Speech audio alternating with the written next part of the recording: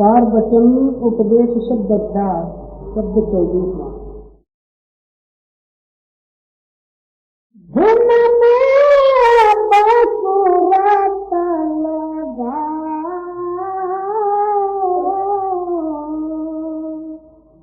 सदारत पित्रता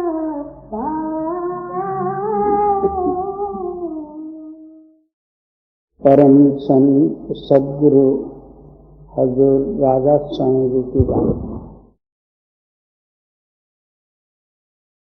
मन को स्थिर करने के लिए और अंतर्मुख साधन में लगाने के लिए बहुत से लोगों ने बहुत से साधन सिद्ध किए। ऋषि मुनि जोगी जति और व्रत उपोषण जप तपादि कर्म कांड उपासना वगैरह सारे केवल एक मन को स्थिर करने का ही जो है वो साधन सिद्ध किए। परंतु मन एक ऐसी ताकत है, मन ही जो है तीनों लोक की रचना किया, मन ही देवी देवतादि को बना, मन ही सत्य पाताल व्यापा और हर एक के अंदर में मन ही प्रधान है। मन के हारे हार है, मन के जीते जीत। मन का जीतना तब होगा जब मन अपने कहने में आ जाए। तो जब तक हमारा जीवन मन के कहने में है तो मन जीता और हम हारे, ये सिद्ध होता है। इस मन को स्थिर करने के लिए संतों ने एक ही एक उपाय, बल्कि वो उपाय जो है आद अनाद वो एक ही था, अभी भी वही है, आगे के वास्ते भी वही एक उपाय रहेगा। वो क्या? आपके अंदर में एक ध्वन्यात्मक ध्वनि या आवाज आ रही है। वो आवाज जो है सर्वव्यापी, सर्वत्र और सर्वातीत है और सुख दुखादिकों से परे है और आप स्वयंभू है। हमारे अंदर में वही आवाज ही आत्म रूप होके हमारा आधारभूत बना हुआ, वही आवाज ही निराकार निर्गुण ब्रह्म और परब्रह्म वगैरह सब कुछ बना। अब वो आवाज जो है ऊपर से यानी सत्यलोक से उतर के दोनों नेत्रों के मध्य भाग में स्थित होते हुए 52 अक्षरों में मिलके जगदाकार हुआ और पंच तत्विक गुणों में मिलके गुणरूप हुआ। जिस तरह इन गुणों के अंडर में होते हुए भी गुणों का जो है सुख दुखादिक, हानि लाभादिक, जन्म मरणादिक, उस आवाज के लिए कोई संबंध नहीं है, इनसे वो परे है। इससे सिद्ध होता है सर्वव्यापी सर्वत्र होते हुए आप अलग है, ये सिद्ध होता है। इसलिए स्वामी जी महाराज उस आवाज या धुन का जो है सिद्धांत वर्णन करते हुए फरमाते हैं कि हे मन, एक ही एक उपाय है। नाम के धारे खंड ब्रह्मांड, नाम के धारे पुरिया पताल, नाम के आधार पर ये सारे पांचों ही तत्व काम कर रहे हैं। नाम के आधार पर ही सब सृष्टि रचना हुई है। नाम के आधार पर ही देवी देवतादिकों का स्थान है। नाम ही ब्रह्म रूप है। इसलिए आप फरमाते हैं उसको नाम कहो, धुन कहो, आवाज कहो, आकाशवाणी कहो, वो एक ही बात हमारे अंदर में होते हुए हमको सुनाई क्यों नहीं देता। एक जो है ये बड़ी भारी प्रश्न है, क्योंकि अहोरात्र निरंतर हमारा शरीर और जीवन उसी के आधार पर होते हुए हमको सुनाई नहीं देता।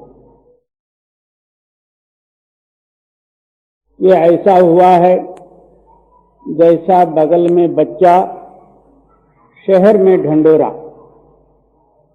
ऐसा चैतन्य शक्ति और अमर और शाश्वत आद अनाद शक्ति हमारे अंदर में होते हुए हम देवी देवता उपासना कर्मकांड एकादशी द्वादशी उसमें अपना जीवन को लगा बैठे। संत जो है इन सारे कर्म और संकल्प आदिकों से दूर करते हुए एक ही एक सिद्धांत को सिद्ध करते हैं कि भाई तेरे अंदर में आवाज है, नाद है या आकाशवाणी या धुन है, उस धुन के साथ जो है अपने मन को जोड़ो। ऐसा जोड़ो कि धुन रूप ही आप हो जाओ, आवाज के रूप ही हो जाओ।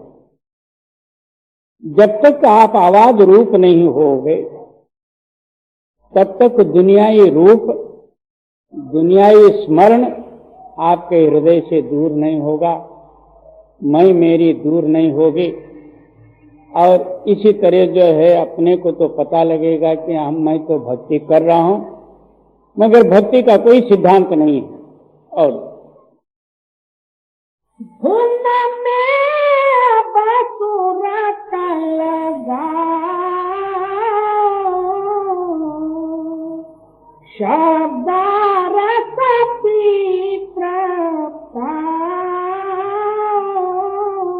क्या अपनी सुरत यानी चैतन्य चित्त उस शब्द में मिले का प्रमाण क्या है? अंदर नामामृत जो है बरखा हो रही है, उस नामामृत को पान करके आप तृप्त हो जाओ। तृप्त का मतलब ये है कि कोई भी मांग और इच्छा न रहे। इसका नाम जो है प्रमाणास्पद है। नाम का सिद्धांत यही है। जी इंद्रिय सब घटा उलटा, मन फैला खेच मिला। अब जो है और साधन को दृढ़ कराते हुए वर्णन करते हैं। कर्मेंद्रिय 5 और ज्ञानेन्द्रिय 5, जो नेत्र और कान और जीभा नासिका वगैरह जो हैं ये ज्ञानेन्द्रिय है, और 5 कर्मेंद्रिय हैं। हाथ पैर वगैरह जो कुछ हैं ये 5 कर्मेंद्रिय, गुदा उपस्थ वगैरह। इन सारों को जो है तो अंतर्मुक्त कर, एक एक इंद्री एक एक जो है जीव की घात करती है। कामेंद्री जो है हाथी को मारती है। नेत्र और श्रवणेन्द्रिय, नेत्र इंद्रिय पतंग को जलाती है, और श्रवणेन्द्रिय मृग को मारती है। इसी तरह हर एक इंद्रिय जो है एक एक का जो है जीवन घात शक्ति, और अपने अंदर में 10 ही है मुख्य। किसी को खाने का चटक है, अच्छे अच्छे मीठे पदार्थ वो चोरी से क्यों न हो वो खा लेगा, इंद्रिय इसके स्वतंत्र में नहीं रहती। किसी को देखने का चटक है, वो चोरी से क्यों न हो वो देख लेगा। अब सिनेमाबाज शाम हुआ, उसको एक जो है नशा चढ़ जाए, सबको जो है भुला भुला के जो है आप कहीं ना कहीं जाके जो सिनेमा देख के आए। इसी तरह जो है गायन वादन, राग रागिणी और अपनी बढ़ाई, दूसरे की निंदा वगैरह सुनने में कानेन्द्रिय आप ही आप खींच के ले जाए। उपस्थादित कामेंद्रिय वगैरह जो है इसको गुलाम बना के रखते। इस वास्ते आप फरमाते हैं ये दसों इंद्रियों को तो अंतर्मुख कर, तब जो है मन अंदर में खड़ा हो जाए। जब तक इंद्रियां अंतर्मुख नहीं होंगे, जब जो है कछुआ होता है उसको मारने का प्रयत्न करो तो हाथ पैर मुंह जो है सब अंदरमुख कर लेता, पत्थर सा बन के बैठ जाता। उसके ऊपर पत्थर भी डालो तो भी जो है वो नहीं मरता। इसी तरह आपके सारे ही ख्यालात, इंद्रियों का विषय अंतर्मुख करके मन को यहां खड़ा कर दो। जी। और इंद्रिय सब घटा उलटा, मन फैला खेच मिला। मन जो है अब भोगों के रूप हुआ है, उसको सारी ओर से हटा के उसके पीछे जो है स्मरण लगा के इसको जो है अंतर्मुख खड़ा कर दे। मन एक बार खड़ा हो जाए, अंदरूनी लज्जत जब जो है इसको आ जाए तो फिर बाहर का दौड़ा दौड़ बंद हो जाएगी। इसलिए आप फरमाते हैं कि मन मूसा पिंगल भया, पी पारा हर नाम। वो मालक का अंतरी जो है धुन नाम, जब मन और जो है नाम के साथ टच हो जाएगा उसी वक्त मन खड़ा हो जाएगा, कैद हो जाएगा। जी। गुण ना बिच छोड़ समाओ, आलस तज शौक बढ़ाओ।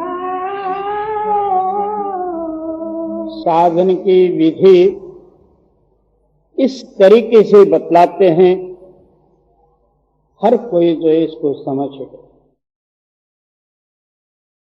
क्या कहते हैं, जब आप ध्यान में और स्मरण में बैठो,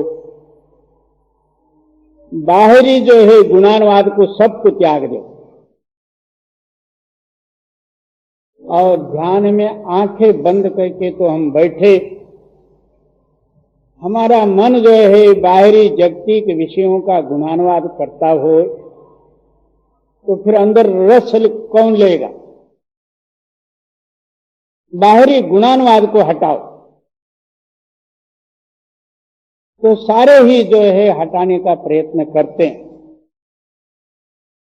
मगर मन जो अपने आदत को छोड़ता नहीं। इस वास्ते वहां गुरु की ध्यान की जरूरत है और नामस्मरण की जरूरत है। नामस्मरण करो और उससे भी नहीं माना तो गुरु का ध्यान धारणा करो। हर एक तरीके से बाहरी गुणानुवाद को जो है अपने हृदय से हटा,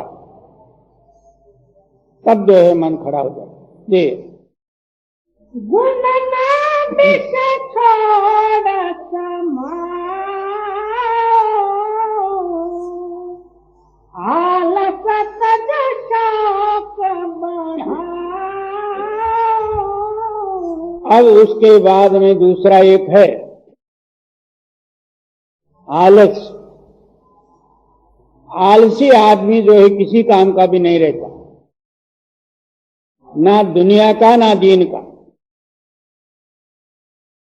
और उसी टाइम में जो है आलस आके आपको क्या कहता, ये क्या लेके बैठा है, और इस तरह से बैठेगा तो निद्रा भंग हो जाएगी। दूसरे दिन जो है काम पर तेरे को जाना है, दुनिया का काम भी तेरे को करना है। ऐसा वैसा 3 तूफान जो है अंदर बैठ के जो है इसको सुला देता। उस टाइम में आलस की बात न सुनते हुए प्रेम और प्यार और शौक से जो है उठ के बैठे, उमेद से जो है प्रेम से नाम स्मरण करे, तब अंदरूनी कुछ लज्जत आएगी। उसी वक्त जो है मन का पावर कमी हो जाएगा, गुणानुवाद से जो है आप दूर हो जाओगे। जी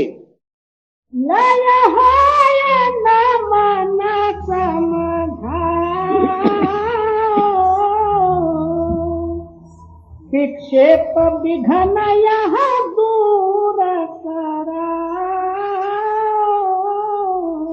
फिर जागृत करते हुए वर्णन करते हैं, मल, विक्षेप और आवरण, ये 3 शक्तियां हैं भजन के विरोधी। मल नाम वो है जो अपना मन मानी, मन में आया तो किया और नहीं तो नहीं किया, और उससे दूर रहने का ही जो प्रयत्न करता, और भजन के साथ जो है जिसका विरोध और तिरस्कार है, ये जो है मल है। विक्षेप वो चीज है, आप भजन में तो बैठे नेम से, मन जो है उस जगह में नहीं है।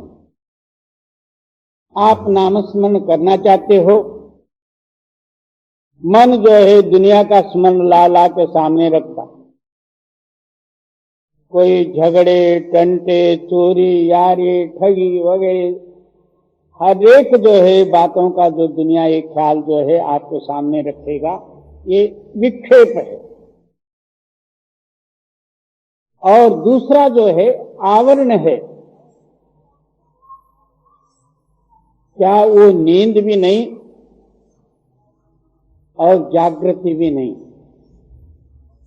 गुम सुम सा जो है बैठ गया, अंदर नामस्मरण भी नहीं और नींद भी नहीं। कोई पूछे क्यों तू सोया है क्या, बोले नहीं है, वो जागृत है। और जागृत ऐसे नामस्मरण में लगा है, वो भी नहीं। एक आवरण शक्ति है ढकने वाली। इन तीनों से अलग होके और सच्चे जागृतता से जो नामस्मरण करोगे, तब जो है नाम का असर आपके अंदर में होगा। ये तीनों विरोधी शक्ति से भी जो है झगड़ना है। और लया हो या न मन समझाओ, विक्षेप विघन यह दूर कराओ। एक शब्द पचायो रस बिसराओ, यह मार्ग नित कमाओ। आप अंदर में एक शब्द का ही तलाशी बनो। शब्द प्रकट हुआ, उस शब्द में मिलके आप भी शब्द रूप हो जाओ। वहां पर ये भी न सोचो कि मेरे अंदर में शब्द ऐसा आ रहा, छोटा बड़ा, ये घंटे का या जो है गिंडे का या तो जो है जंगल में कीड़े का, ऐसा वैसा ये आवाज आ रहा, फलाना, ये भी सोचना ही नहीं। जो आवाज आता उसका रूप हो जाओ। वो आवाज बढ़ते बढ़ते जो है आपको जो है दुनिया से विस्मृत करेगा। एक शब्द का जो है मुख्य रखते हुए एक ही शब्द में लय होके और शब्द रूप होते हुए दुनिया ये सब जो है गुणानुवाद को भूल जाए। दुनिया ही या अंदरूनी जो कुछ भी स्मरण आ जाए उसको भी भूल जाए, केवल शब्द रूप हो जाए। जी बिन सूरत शब्द कुछ और न गाओ, मन रोको न पर भाओ। सुर्त और शब्द के सिवाय कोई ख्यालात न लावे, यही एक मुख्य जो है अपने सामने रखो। अपना चैतन्य चित्त रूपी जो है सुर्त, उस शब्द के साथ मिलाप करने का ही एक जो है मुख्य रखो, बाकी और जो है ख्याल में न लाओ। जब जो है चित्त जो है शब्द में मिल जाए, आप ही आप जो है आकाश में चले। जी भी सूरत जमाओ, दिल कर दल सहस खुलाओ। तिल कहो या अंतर में ज्योति कहो, मन का मूल स्थान कहो, एक ही बात। वहां जब खड़ा होगे, ऊपरला जो है शब्द का जो है आपको आधार मिलेगा। उस आधार से जो है आप सहस्त्र दल कमल पहुंचे, जिसको निराकार निर्गुण कहते हैं। जी